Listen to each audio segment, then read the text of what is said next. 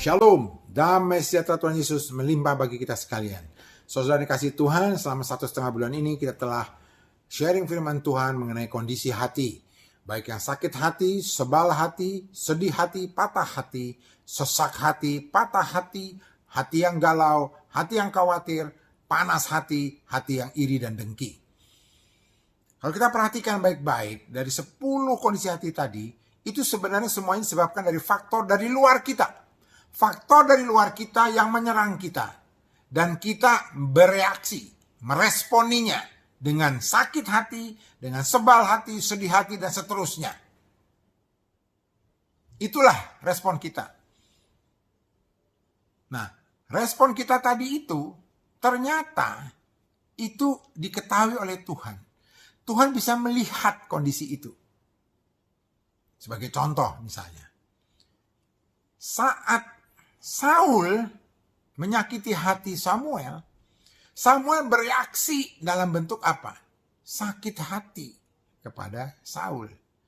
Makanya Tuhan meresponinya kepada Samuel dengan berkata, berapa lama lagi engkau berduka cita karena Saul?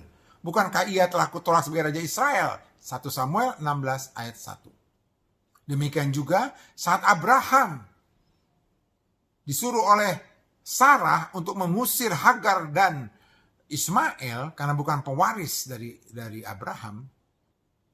Responnya Abraham apa terhadap perkataan Sarah itu? Dia menjadi sebal. Sebal kepada keadaan, sebal juga kepada Sarah. Maka Tuhan melihat isi hati Abraham. Maka Tuhan dalam Kejadian 21 ayat 12-13 mengatakan kepada Abraham, janganlah sebal hatimu karena hal anak dan budakmu itu. Dalam hal Hagar, saat Hagar dibuang ke gurun, dia melihat Ismail kehausan hampir mati. Dan reaksinya adalah sedih hatinya, sampai menangis. Tuhan melihat isi hati Hagar. Maka melalui malaikat dia datang dan berkata kepada Hagar, apakah yang kau susahkan Hagar? Janganlah takut. Kejadian 21 ayat 17-18. Dalam kasus Hana, dia disakiti oleh yang namanya Penina bertahun-tahun sehingga hatinya menjadi pedih. Itu respon dia. Itu reaksi dia terhadap apa yang diperlakukan oleh Penina kepadanya. Dia menjadi pedih hati dan Tuhan melihat itu. Maka Tuhan memberikan dia anak. Dan banyak kasus lain. Bahkan Hizkia yang merasa dirinya sudah berkenan di hadapan Tuhan melakukan hal yang baik. Tiba-tiba waktu dia sakit, dikatakan dia malah suruh berpisah dengan keluarganya karena dia udah mau mati. Maka dia sedih hatinya menghadap ke tembok, dia menangis. Patah hatinya karena dia sudah berbuat baik kok malah yang dia dapatkan itu kematian. Itu respon dia terhadap berita itu. Nah Tuhan datang. Maka Tuhan katakan padanya, ku dengar doamu dan telah kulihat air matamu. Aku akan menyembuhkan engkau bahkan umurnya tambah 15 tahun dan dia dilepaskan tangan Asyur. 2 Raja-Raja 20 ayat 5-6. Dari sini kita bisa melihat bahwa respon kita terhadap serangan dari luar itu Tuhan bisa lihat di dalam hati kita. Nah yang jadi pertanyaan, semua respon kita itu yang Tuhan bisa lihat itu berkenan gak di hadapan Tuhan?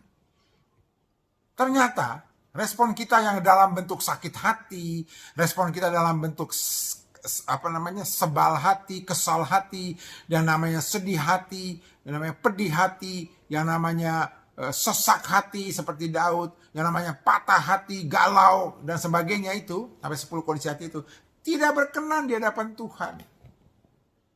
Bahkan itu menjadikan hati Tuhan, menunjukkan bahwa kita kurang percaya kepada Tuhan, kurang percayakan janji Tuhan. Lupa apa yang namanya Abraham, bahwa Allah berjanji dia akan punya keturunan akan banyak termasuk dari Ismail. Kenapa waktu Ismail disuruh pergi dia sedih? Lupa apa Daud bahwa dia diurapi akan jadi raja. Dia belum jadi raja pada saat dikejar-kejar Saul. Jadi harusnya dia gak usah takut. Tapi dia udah kurang percaya dengan janji Tuhan. Makanya dia berlindung di Filistin.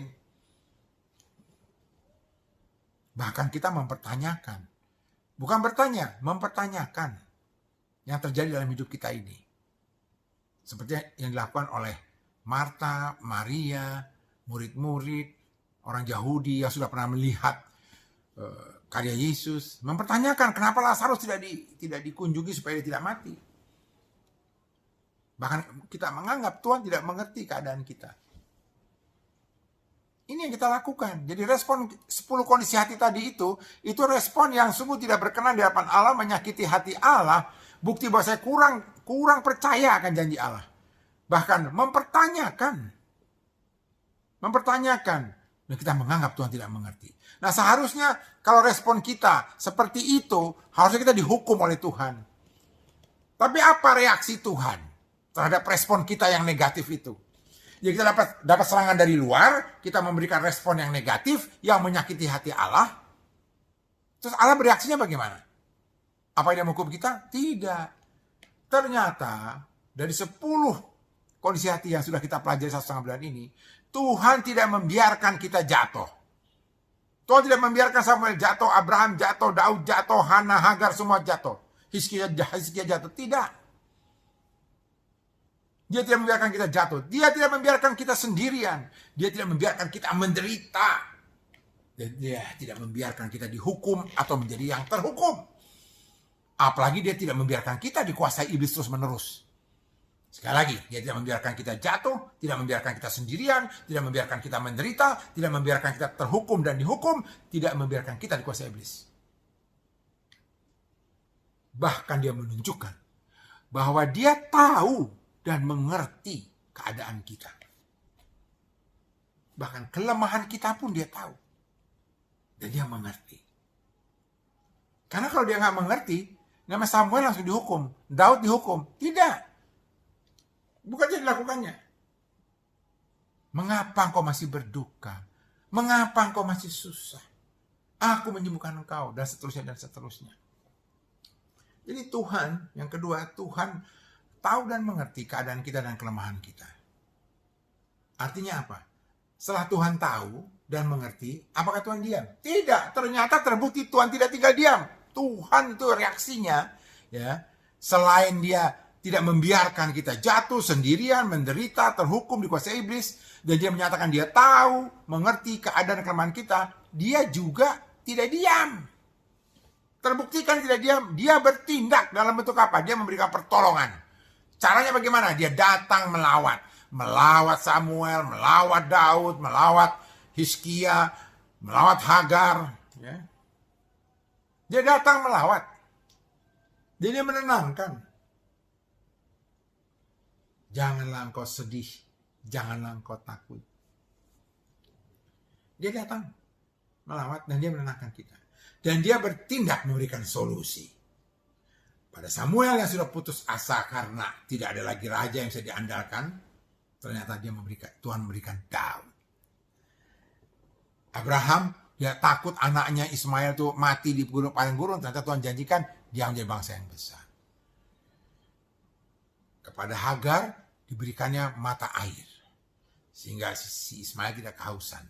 Kepada Hana diberikannya anak. Pada Saul dibebaskan. Pada Daud, ya, dia bisa menyerang, menyusul Amalek dan bisa membebaskan semua tawanannya.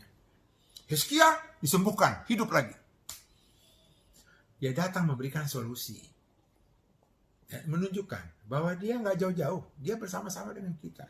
Dan yang paling penting, dia memberi kesempatan pada kita untuk mengoreksi diri. Karena kita dalam 10 kondisi hati tadi, kita melakukan respon yang salah dan negatif. Tidak berkenan di hadapan Tuhan, menyakiti Tuhan, tapi Tuhan beri kesempatan bagi kita untuk mengkoreksi diri. Itu yang paling penting. Nah, kita selama 1,5 bulan ini bicara mengenai hati. Padahal sekarang di zaman corona, kita di karantina. Bukannya bicara hal yang lain, kita malah bicara hati. Kenapa? Karena kita ini orang-orang yang hidup. Kita menunjukkan kehidupan bagi orang lain juga. Karena kita sudah menerima Kristus. Kristus bangkit, kita juga bangkit. Kita hidup untuk Kristus. Karena Kristus hidup dalam kita. Maka dalam Amsal 4 ayat 23. Perhatikan baik-baik. Amsal 4 ayat 23. Jagalah hatimu dengan segala kewaspadaan. Karena dari situlah terpancar kehidupan. Jadi kita selama 1,5 bulan ini bicara 10 kondisi hati itu. Supaya kita menjaga waspada agar jangan kita bereaksi seperti 10 kondisi hati tadi yang tidak berkenan di hadapan Allah. Karena 10 reaksi tadi kondisi hati yang sudah kita pelajari itu tidak mencerminkan kehidupan. Ya.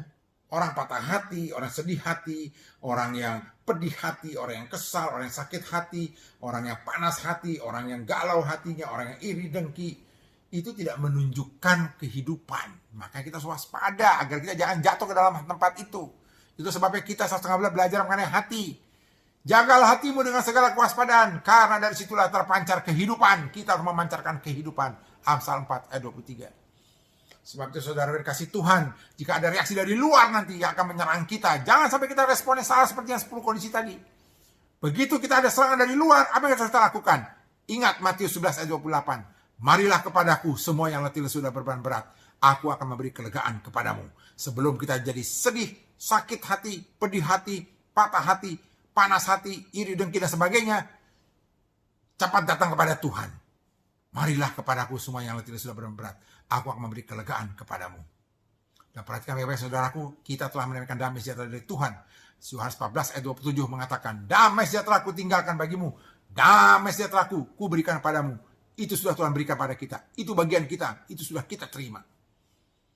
Nah, kalau ada lagi serangan-serangan seperti itu, ingat Ibrani 12 ayat 3. Ibrani 12 ayat 3, 1 Petrus 2 ayat 20 sampai 23, 1 Petrus 2 ayat 20 sampai 23. Begini firman Tuhan, ingatlah selalu akan Dia yang tekun menanggung bantahan yang sehebat itu terhadap dirinya dari pihak orang-orang berdosa, supaya jangan kamu jadi lemah dan putus asa. Setiap ada serangan, ingat Yesus.